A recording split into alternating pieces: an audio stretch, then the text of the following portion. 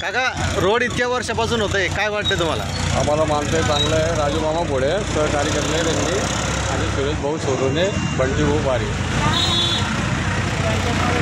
भाऊ, इतक्या वर्षानंतर रस्ता तयार झालाय, काय माहिती? रस्त्याचं सांगायचं गेलं तर हा जो रस्ता आहे, हा रस्ता खूप मोठा आहे. या रस्त्याने खंडरावनगर ते पिंपराळा, सावखेडा ते पिंपराळा खूप अति वापर असल्यामुळे अगोदर खूप खड्डे होते. पण आदरणीय मुख्यमंत्री फडणवीस साहेब, शिंदे साहेब यांच्या, गिरीश भाऊ यांच्या माध्यमातून जळगाव शहराचे लाडके आमदार राजूमामा भोळे यांच्या सहकार्याने, यांच्या प्रयत्नाने हा जो रस्ता बनवण्यात आलेला आहे, खूप म्हणजे खूप उत्साहित लोक आहे. कारण आता येण्या जाण्यासाठी, पिंपळाला जाण्यासाठी फक्त 2च मिनटं लागत आहेत. अगोदर खूप रस्त्याची परिस्थिती खराब होती, खूप खड्डे होते, खूप म्हणजे जाण्यास येण्यास खूप परिस्थिती खराब होती. नाव सांगा. मी सुरेश माणिक सोनोने,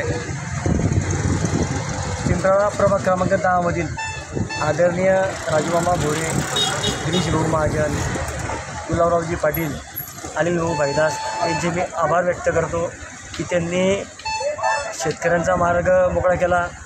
नंतर पिंपराळा खंडरावनगर मुख्य रस्ता हा जाणारा आझादनगर, हुडको या ठिकाणून भरपूर लोक वापरतात आणि त्यांनी आम्हाला हे मार्ग दिला, त्याच्याबद्दल मी त्यांचे आभार व्यक्त करतो.